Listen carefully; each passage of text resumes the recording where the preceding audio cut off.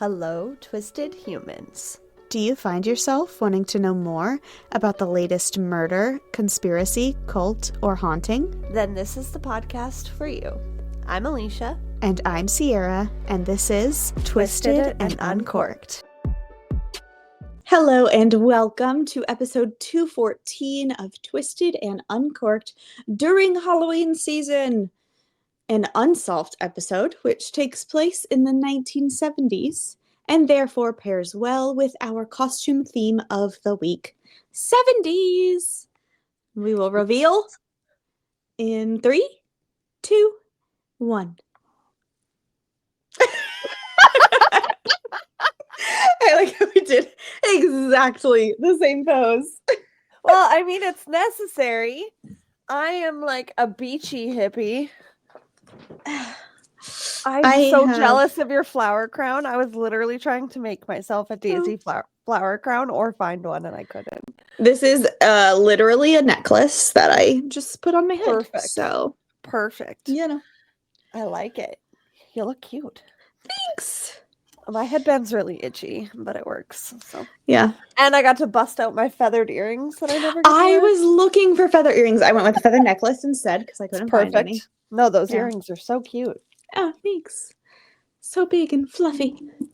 Okay. That's how they're supposed to be. Everything is bigger. Yeah, that was what took me the longest is I didn't even straighten the back of it. The back is still curly, but I was like, I just need to straighten this part. Welcome to Costumes Podcast Edition. I am actually wearing like flared pants and everything. Me too. Look at these. Wildly uncomfortable. Oh my god, those are so cute. Where did you get those? The thrift store? Likely. Yeah. Or did you already have those? Mine. They're like the skinny bell bottom ones. Oh, like the boot cut. Yeah, I have like full bell bottom. Kevin's like, you look very summery. I'm like, you look mid-summery. Yeah. Like mid-summery. Mm-hmm. You look like you're joining a cult. I was gonna say we both look like we're about to get on the Manson bus. Yeah, exactly. You look so glowy. Thanks. Like you've been protesting in the sun. About sex, drugs, and rock and roll. Yes, I was tempted to not wear a bra just to like go with the theme, but I was like, yeah, everybody doesn't need to see that. It's fine. No, I definitely couldn't not wear a bra. Oh yeah. Yeah, my shirt is also, it's cream colored, but it's white. You can see my bra clearly. It's still really cute. I like the vest. Thanks. I was trying to find one of those exact vests at the thrift store. Yeah. We pictured the same thing, and I'm here for it. So as I said, this is an unsolved episode, though not so much an unsolved crime as an unsolved mystery. We're going to get to have some fun with this one after we share fun facts. Tell me a fun fact. I might wear these the whole time because I have a migraine right now. Oh, wear them. I have my red ones, but I was like, they're too... Those would have been great. It just changes my vision too much. I couldn't. For sure. No, I get that. My fun fact is 70s related. Perfect. Naturally, because why not? Apparently, the 70s was the height of the video game industry. The video games themselves truly took off in 1972 with the Atari releasing Pong. And it was considered the first commercially successful video game. Which is super cool. And fun fact, Kevin has an Atari. Yeah. Which is wild to me. And I'm pretty sure he has Pong as well. So nice. Welcome to 1972, peeps. My parents had an Atari when I was little, and we played it all the time. It was great. So much fun. Such simplicity of trying to keep a ball within 2 spaces. Yeah. Early video games are my favorite, though. Like sometimes video games now really overwhelm me. I literally don't play video games now. Exactly. That is the one complaint I have when Jesse's like, "Why don't you play video games with me?" I'm like, I don't like how many buttons there are.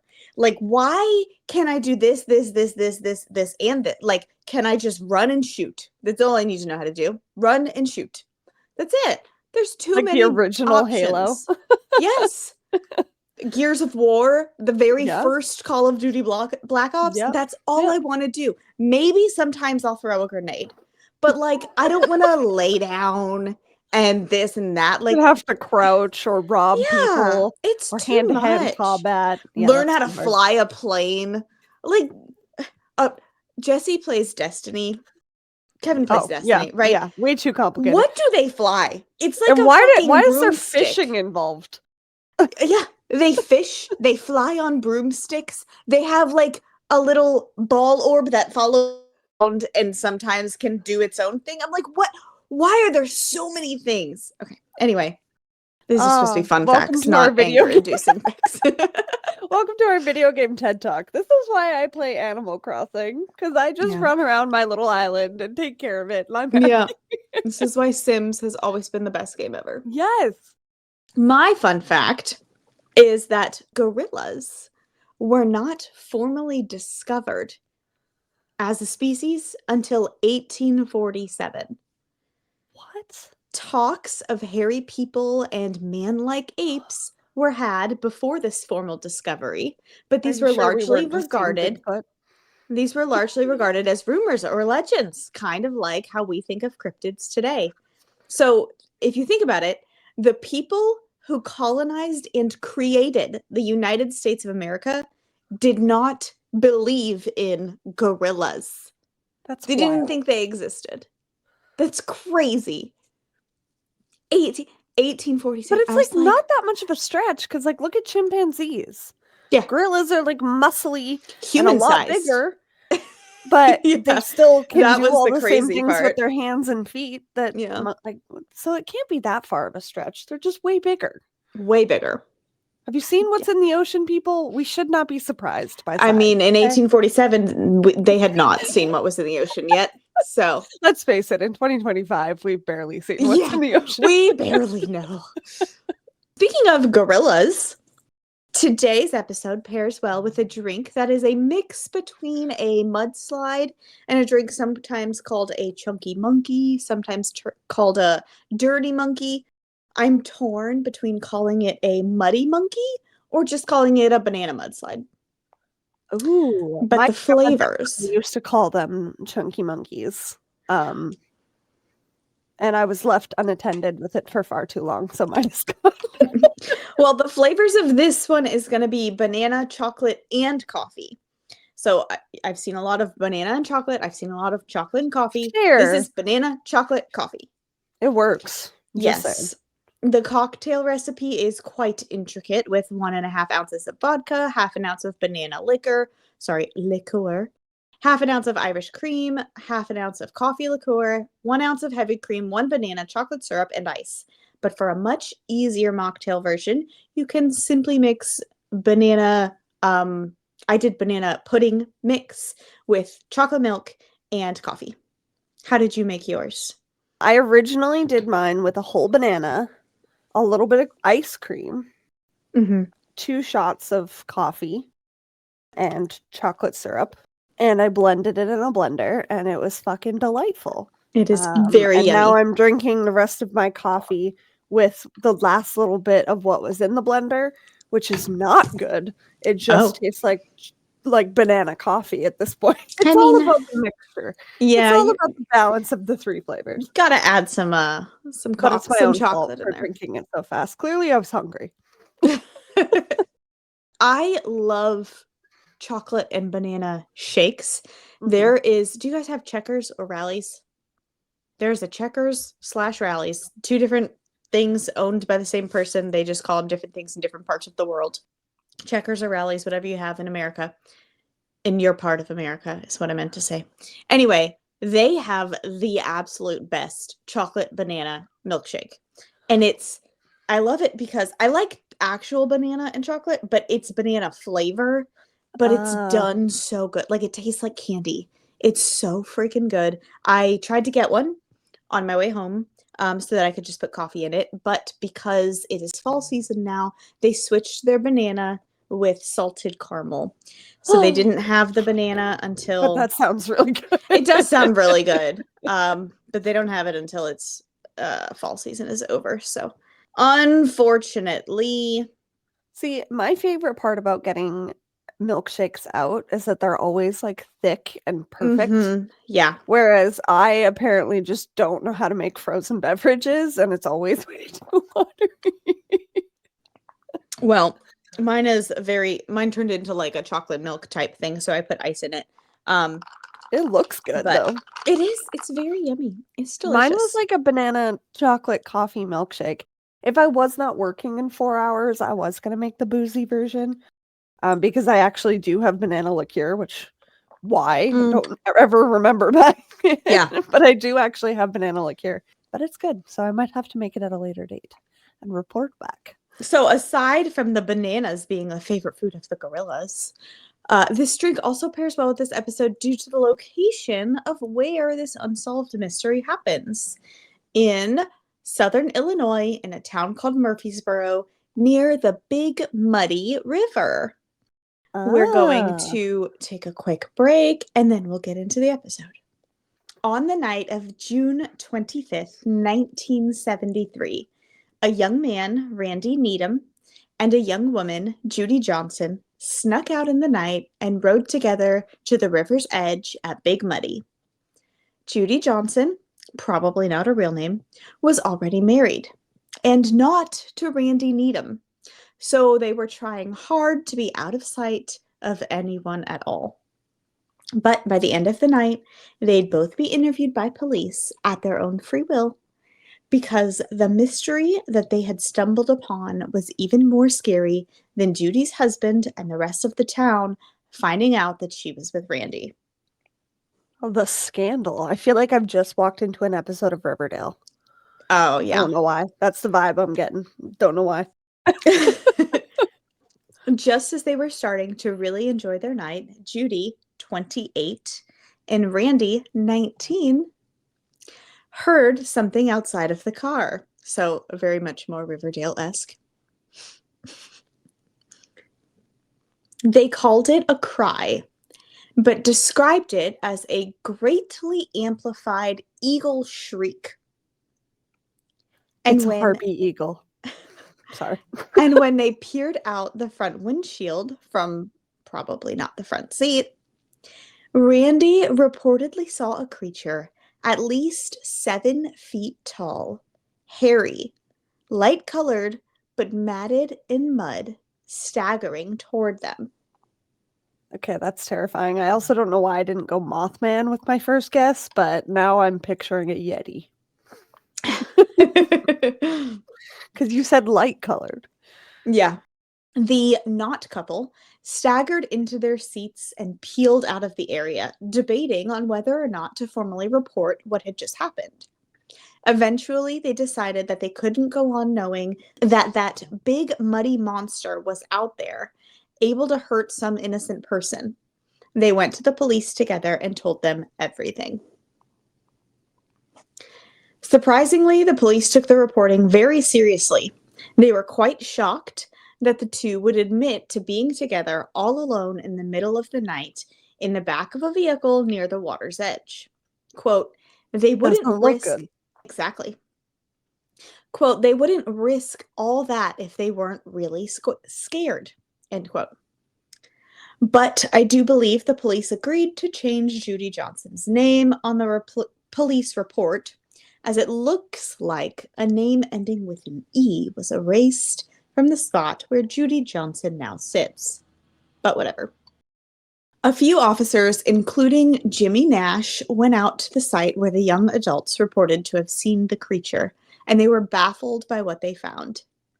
According to newspapers, they searched the riverbank for hours, following the sounds of splashing or thrashing in knee-deep water near the edge.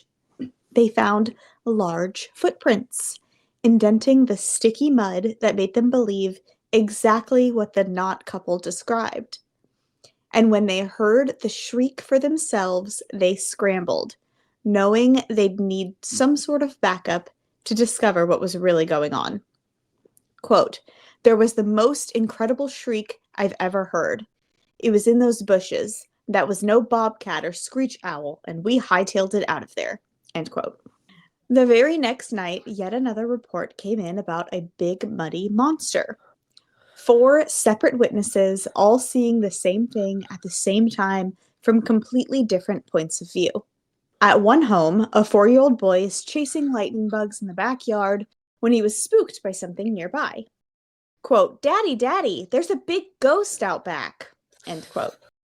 At about the same time, a woman at a farmhouse nearby was getting ready for bed and heard the shriek, same noise that Judy and Randy had heard before seeing the big muddy monster. And at yet another home, a teen couple sat on a dark porch when they heard something moving in the night. Feeling brave and skeptical, the teen boy, also named Randy, went to see what was out there while the teen girl, Cheryl, went to turn on the lights. Stepping out from a patch of trees, the teens described an 8-foot-tall, gorilla-like creature, 350 pounds, with shaggy, muddy hair that smelled like sewage and river sludge. That is horrible. It was there for about 30 seconds before it turned and walked away into the field towards the big muddy river. Yeah, it sounds It sounds gross. to me like there's more than one, though, because this one's a foot taller. Just saying. This one's a foot taller and smelly. Or people are very bad at describing True. heights. Okay, That's true. I could never tell you. I'm so small that I'd be like, it was 17 feet tall, you know? Like, I know. I everything literally is did that really at big work to the me. other day. Everyone was making fun of me. They're like, what a shack out there? I'm like, he was a very large man, okay? Listen, I was at Walmart the other day, and I swear to you, a man, he was taller than any other human being in this Walmart. I'm not kidding. It was like bigger than Shaq, but just like tall and skinny and lanky. Like, not, you know, Shaq's big everywhere. This guy was just tall and skinny and lanky, but he was like, I could not stop staring and I felt bad. Like, when he was checking out, it was like his knees were at the belt. Like, he was gigantic. I don't understand how nobody else stared like I did. He much taller than anybody there. I must have went up to his waist. Like, that's it. Like, Huge. was he Huge man. taller than, like, the aisles? I don't know, because I was checking out. I wasn't at the aisles. Fair. That would have been really crazy, though, if you just Yeah. saw, like, a head float. Oh my gosh. Yeah. I mean, it was Yeah. already scary enough because he was taller than like all of, you know how, I don't know if you guys have Walmart or how your grocery stores are, but like at the end of all the checkout aisles, there's like fridges that like hold sodas and stuff. He Yeah. was taller than all of those. Oh, That's what caught Jesus. my attention. I was like, what is Holy that? moly. Who is this man? Like, it was crazy. Anyway, 17 feet tall, I tell you. The police chief ordered a 14-man, I phrased this weird, a 14-man creature hunt, accompanied by a German Shepherd attack and training canine named Reb. A clear trail through the woods was discovered, with dangling branches and snapped trees, but what really gave it away was, quote, gobs of black slime, much like that of sewage sludge in settling tanks, on a direct line between the river and the house, end quote. Which is just disgusting. Like, what the fuck is that? I've never been to the Big Muddy River, but if it's just full of black slime, I think that's like a safety hazard. That sounds disgusting. And maybe somewhere we don't need to add to our bucket list. Yeah. I mean, maybe the gobs of black slime are like, you know, out of this world kind of thing, but the way everyone just casually talks about it, It's poo. and I don't think it is. I think it's because they're like, oh, it's a white creature or light colored creature, but it has mud all over it. It's muddy. Is it muddy with that black slime? And it came out of the Big Muddy River. Why is that black slime in the river? That's disgusting. Somebody needs to clean up this wasteland. It sounds like a Buffy the Vampire Slayer episode in terms of like something horrific happening and somebody turning into a monster. Yeah. Like, yeah, what's happening? Like someone fell into a vat of what's it called when you turn into a evil superhero, super villain? A vat of like a like a boiling pot of something that they fall into and they're different afterwards. Like nuclear slime Yes. or something. Yes. Yeah, nuclear waste. It's glowing, probably. Yeah. Yeah. We're there. We're there. I think we're just really high right now because it's 1973. Truth. One of the officers said he touched the goo and it left a black residue on his fingers.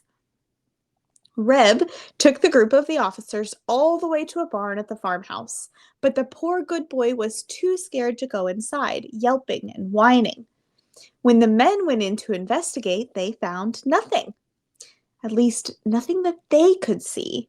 But maybe the German Shepherd could see something they couldn't. From this day forward, for a few years, many people suspected that they may have seen the creature, but the reports weren't as official as these ones. Probably more like one guy or gal telling a few neighbors and friends to grab their guns and come and get that monster with them. Or maybe people just said that they were going to grab their guns and go after it, but never really did. Either way, it got a little dangerous to the point that some people didn't make reports because they didn't want hordes of gun-wielding citizens there to try and help in case things went wrong. Need we remind you of the Hammersmith ghost? Yeah, and the Looney Tunes Christmas bank robbery. Yes, innocent people get hurt when you just go out guns a-blazing. Like at a carnival on the night of July 6th, when the big money monster was seen and not reported until the next day for fear of carnival goers fleeing and gun wielders rushing in. Bert Miller, owner of the carnival, waited until the night of the 7th to alert the police that 4 of his workers saw the creature near their ponies, which were tied up and freaking out being near the thing. They described a large creature, 7 or 8 feet tall, light brown hair over its entire body, standing on 2 legs and weighing 300 to 400 pounds. The workers said that it appeared to be curious about the ponies, just watching, interested, until it realized it was spotted and ran off. After police were notified, they went to check out the scene, but found nothing. Even any potential footprints had already been ran over by other carnival goers and could not be identified. But even in hoping that people in town with their guns and bravery would stay away from the sightings and hunting of this thing, much of America was hearing about these Murfreesboro, Illinois monster sightings, and people were sending letters to the chief of police and to the mayor of Murfreesboro. Quote, "Dear sirs, my partner and I read a story in the Sunday Oregonian. That's a hard word to say. About a creature you have sighted there. We are very interested in obtaining more information about this thing. We are trappers and might be interested in making a try at this creature. I have lived in Alaska for many years and have had some experience in trapping of several kinds of animal beings. We would be willing to take on this adventure at only the costs of expenses and materials for doing so. Sincerely, Jim and David." End quote. What the fuck are you catching in Alaska, Jim and David? I have questions. Animal beings. I'm like, what the fuck is an animal being? And if you really did capture it, why do we not know about it? Again, hell no. What's happening here? Okay, here's another one. Quote, "Dear sir, we read in the Fresno Bee about your monster. My mom can catch it. She is good too. Please let her try. She loves big adventure like this one. Write her. She's my mom and I know how good she is. Her name is Georgie. Where there is terror, she loves to solve. She is good with guns and knives also." End quote. This one made me so happy. That's so cute. I love it. A 10-year-old write that? That's so I don't cute. know. Okay, here's another one. Quote, Dear sir, why don't you put bread and cheese or eggs out for your creature? If you can catch it, don't hurt it. Maybe it is a person. It isn't too unfriendly. It hasn't made aggressive moves, but it is intelligent enough to recognize the dangerous advances of people and their weapons and dogs. You would have a splendid attraction if you could have it in a little hut to show people. A one creature zoo. Yours truly, Russell. End quote. This one, Okay. okay, it was so sweet, but also when I read it, all of these are handwritten, by the way. He Well, some clearly of them are went to a typed. circus recently. But most of these are handwritten, and yes, they look like they're from children. Um, some of them are from like clear grown adults, like in the UK, who even sent a picture of themselves in it. But this one, when I read it, I misread it because it's handwritten, and I thought it said, "You would have a splendid attraction if you could have it in a little hat to show people." And I was like, "A little hat." Bigfoot in a hat, I would come and see Yeah, this no one kidding. creature zoo. Okay. It made me so happy. That's really cute. Again, Okay, have you watched K-pop Demon Hunters yet? I have, yes. The bird in the little hat is one of my Mm. favorite characters. He has so much attitude, and he stole it from the cat that could eat him. Yeah. That's what I pictured when you said little hat. All right, last one. Quote, "Greetings. I have just read an article regarding the river monster. Apparently, this is an old article, although I can't be sure because I found it cut from the paper without a date. The story is fantastic, and I'd just like to ask, what's the latest scoop on this here river monster? Apparently, the story is at least a year in the making.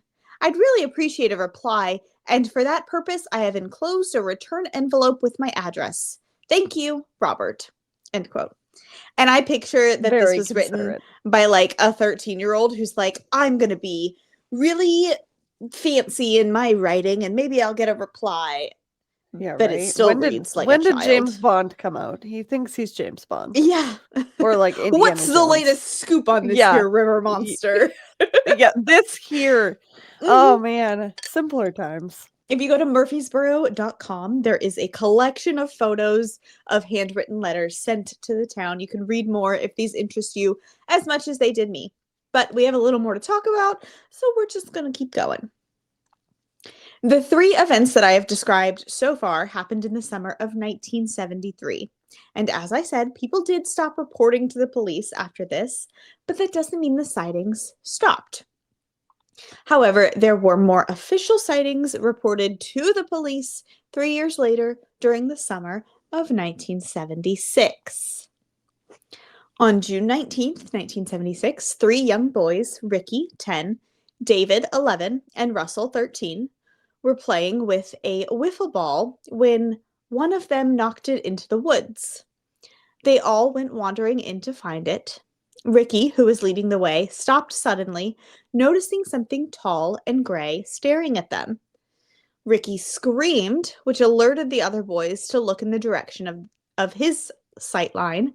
And when they saw what he did, they too screamed, and all three began running back towards home. None of the boys saw the creature move, but they heard it.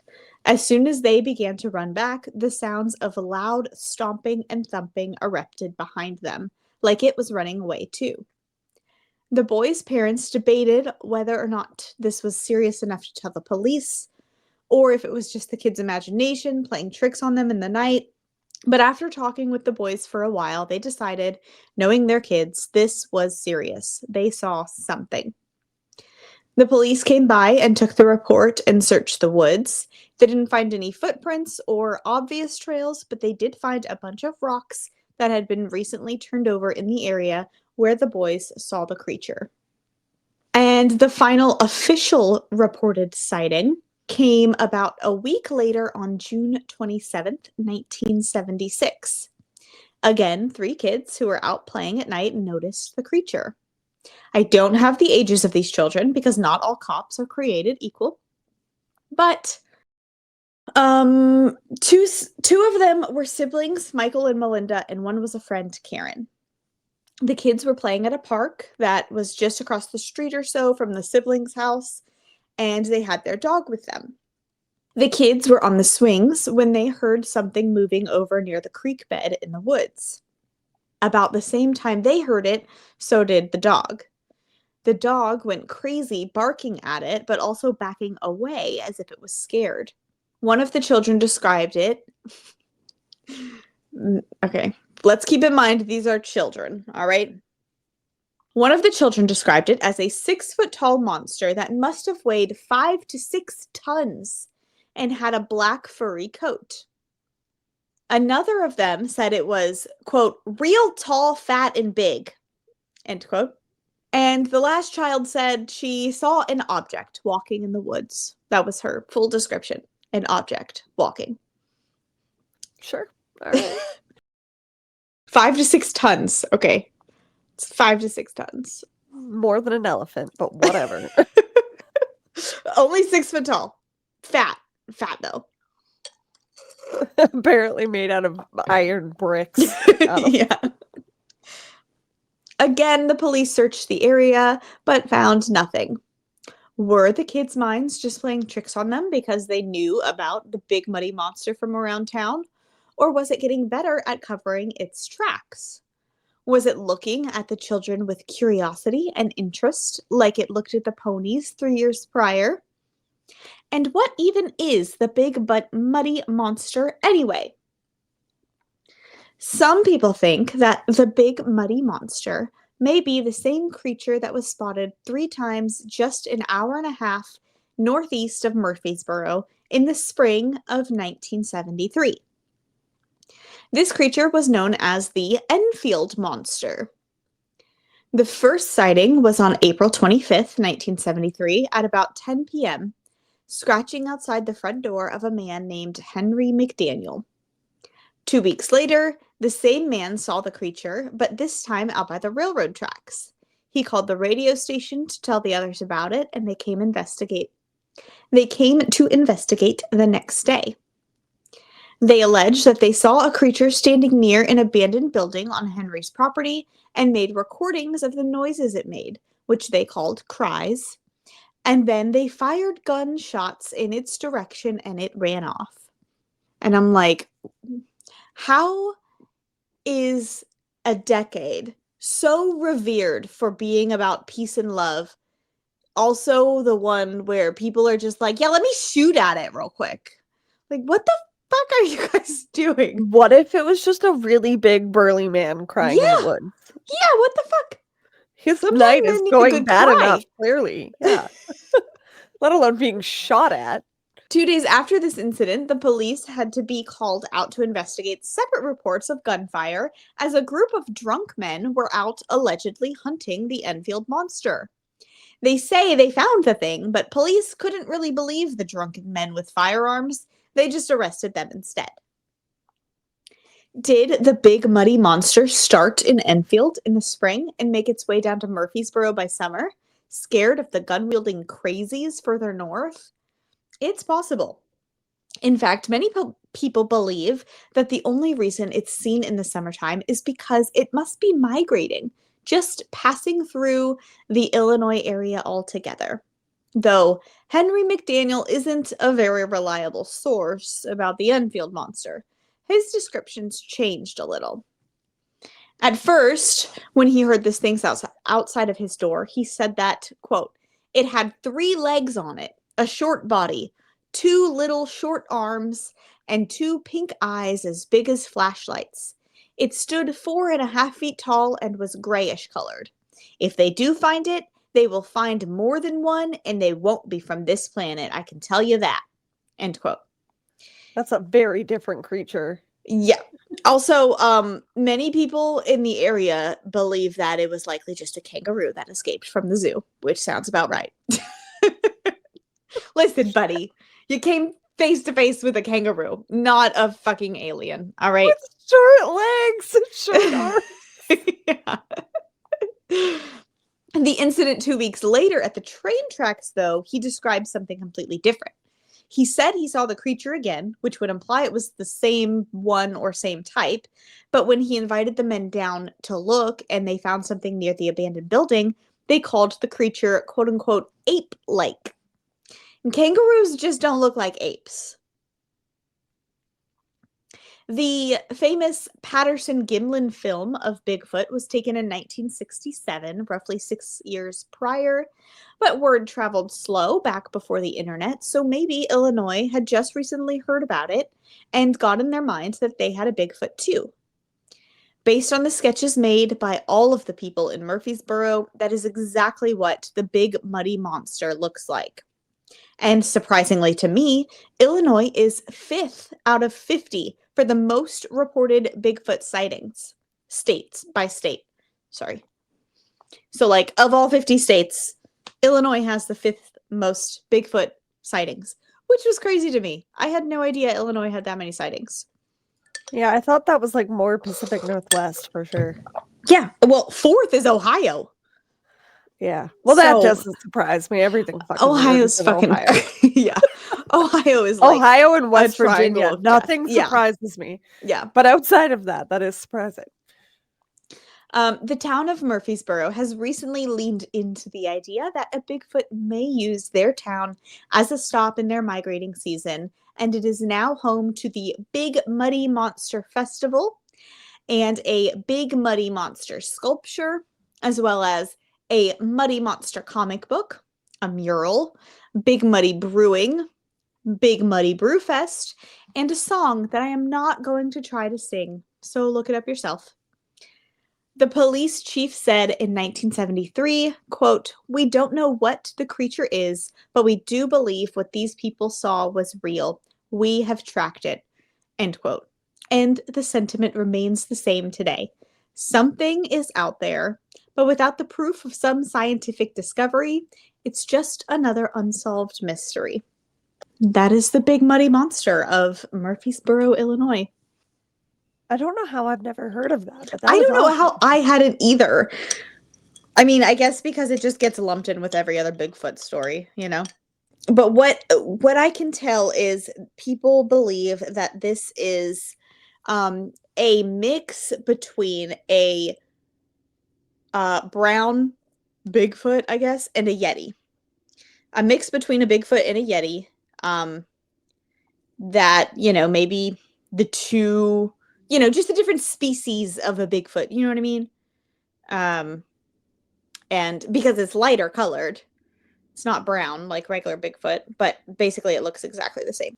So the police didn't write down what they described. I guess they just did the picture instead. Anyway. Love it. Love that was his drawing. Yeah. Terrifying, very creepy. Though. Yeah. And like, do people still see sightings of this creature? No. Or what the fuck? Have not heard of any new sightings. That's crazy. At least not reported to the police. Maybe people don't take it seriously anymore. But the Big Muddy Monster Festival just started, I think, in 2022. So, like, they're recently, you know, trying to go the Mothman route with this. They built a sculpture, and they're like, we're going to make a whole tourist attraction out of this, you know? Why not? Do it. Cater to the creepy people. Yeah. But I'm just like, I need to know what this is. We may have to go to the festival one year. We may have to. Also, what does the sculpture look like?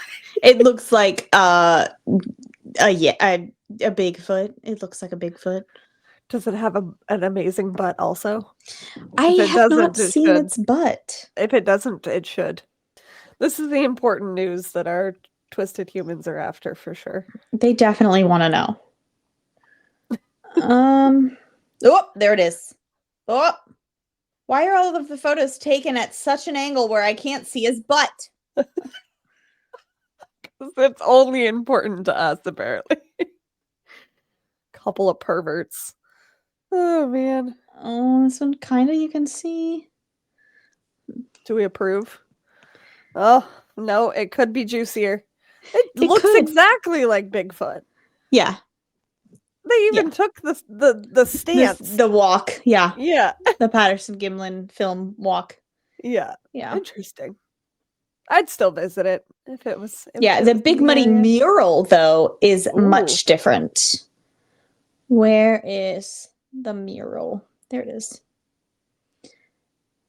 In this one, he's more white colored. Well, yeah, because that's how everybody described it. Yeah, I guess Like it's hard light, to but make a covered white. in mud. Ah, come on, Ooh, that's focus. spooky though. I can't get it to focus, but yeah, that's a mural painted on one of their walls, and it looks like someone dresses up.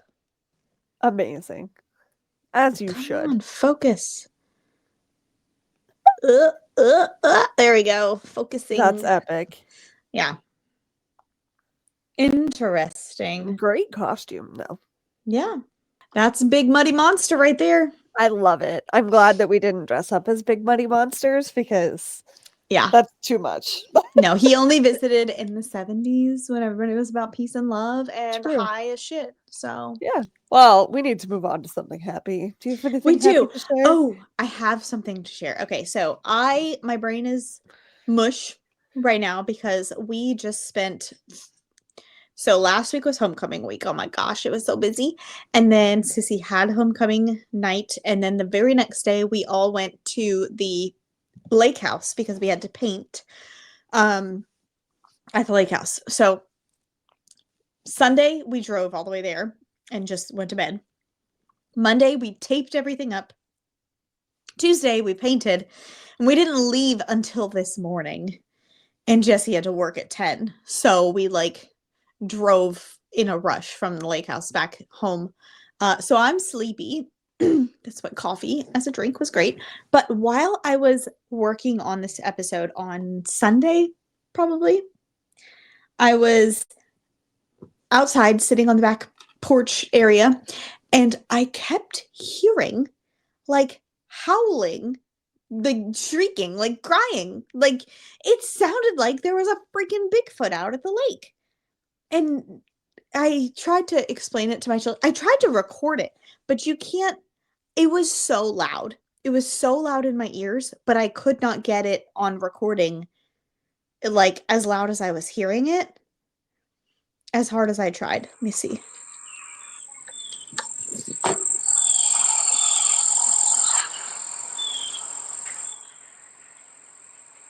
I don't even hear it at all now. You can't hear. I don't know why you can't hear it in the Paranormal? recording. Maybe, but it sounded like I've watched Missing 411 episodes about Bigfoot. It sounded like that. Okay, this is gonna sound stupid because I'm a human making these noises, but it kind of sounded like whoop whoop whoop. You know what I'm talking about? That's the noise of the Bigfoot. That's wild. Yeah, it was weird. Maybe he was out there mating calling. I mean, maybe he knew I was writing about him and he was like, here I am. Maybe. I don't know. It was weird. I would believe that more. That is crazy. It was creepy. I mean, Bigfoot is out there. You can't tell me otherwise. So yeah, I mean, they didn't even know gorillas existed until 1847. So it's very possible Bigfoot also exists. Bigfoot's just more elusive than the gorillas. Yeah, it's better at hiding. Yeah.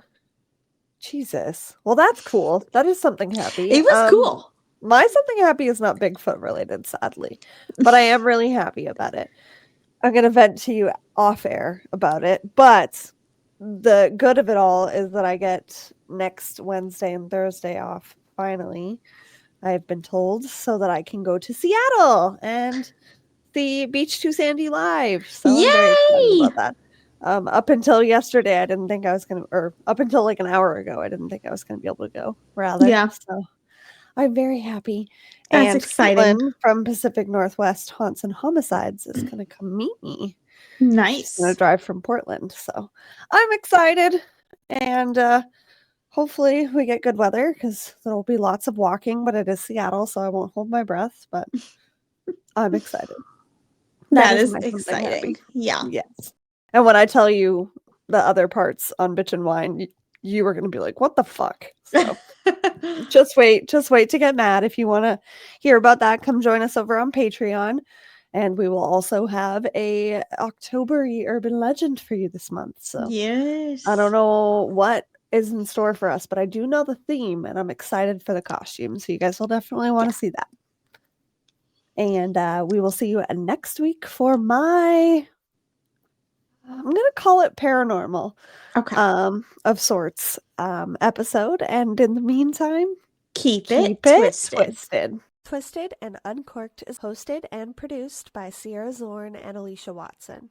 If you like the show, don't forget to leave a 5-star rating and review wherever you are listening now. It really is the best way to spread the word.